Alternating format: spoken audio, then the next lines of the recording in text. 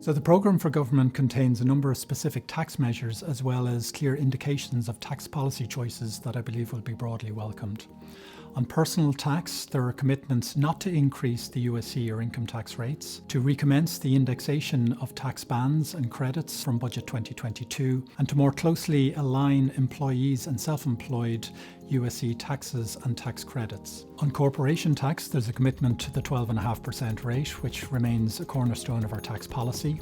There's also a commitment to the OECD BEPS process, particularly as it relates to the taxation of the digital economy. And also there's a statement recognising that tax is a national competence. The parties, with that in mind, reaffirm their commitment to foreign direct investment, not just to defend the existing investment, but also to attract new investment. So the programme seeks to introduce measures that will reignite and renew our economy through a jobs-led recovery. Stimulating economic growth will in of itself generate additional tax revenue, which will be used to bring down the deficit.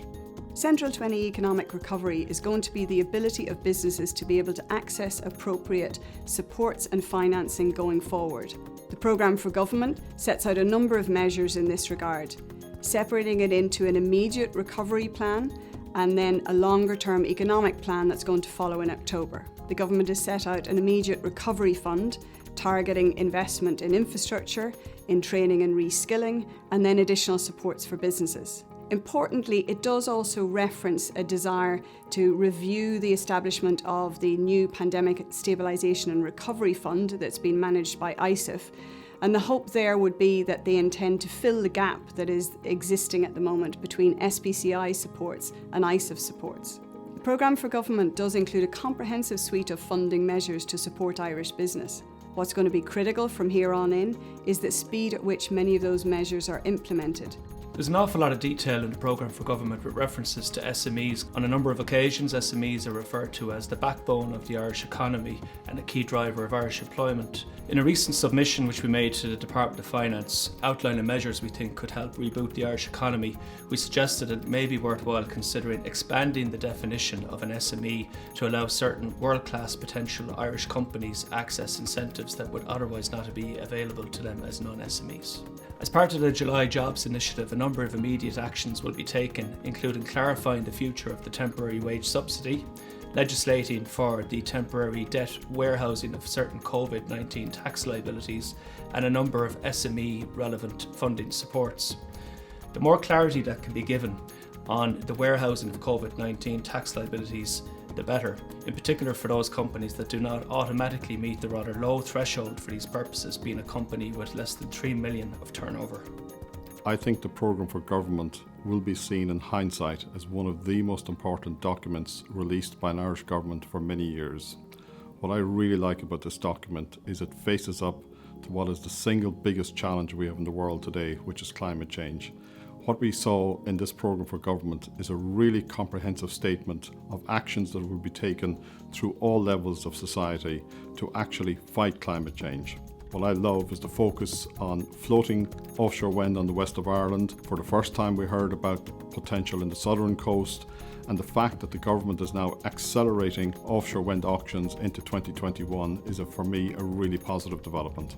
In the climate agenda, one of the things we worry most about is financial risk and the fact that assets are going to be completely revalued because of the risk of climate. So what the document is saying is that financial institutions will have to up the level of stress testing to understand the risks in their own portfolios and ultimately determine the full exposure to climate risk. The plan to introduce what's called the Climate Action Council will oversee the work of governments in implementing the Climate Action Plan, and in particular the provisions in the Climate Bill, which will be introduced in the first 100 days of the new administration. In conclusion, KPMG really welcomes the focus on climate in the new programme for government. We think the government has faced up to the realities that exist today and the importance of the climate agenda. It's very encouraging in the programme for government to see the clear focus on investment in capital projects, particularly in the areas of public transport, healthcare, water and housing. The plan actually sets out a fairly fundamental shift in the nature of capital spending in transport. 20% going forward is going to be ring-fenced for cycling and pedestrian infrastructure, and thereafter the capital programme will then be split 2-to-1 in favour of public transport over roads. Notably, the programme for government calls out specific projects for mention that includes Metrolink, Bus Connects and the DART expansion. It's also reassuring for government to acknowledge to us that they do accept they're going to have to borrow to fund this plan, but what was probably disappointing was they're not yet recognising that they could leverage in additional private sector capital to help meet that funding gap. The programme also acknowledges the importance of innovation, particularly as it relates to supporting a transition to a low-carbon economy. With that in mind, there's a commitment to an annual review of the capital gains tax regime. There is also a plan to establish a commission on welfare and taxation, which will consider over the medium to long term how best to use our tax system to drive economic growth and create sustainable employment and prosperity. So the programme seeks to support and stimulate a productive and healthy society with a range of measures across both the multinational and domestic sectors. It is certainly a good platform to build from, and we hope it gets the approvals required to bring it to life over the next few years.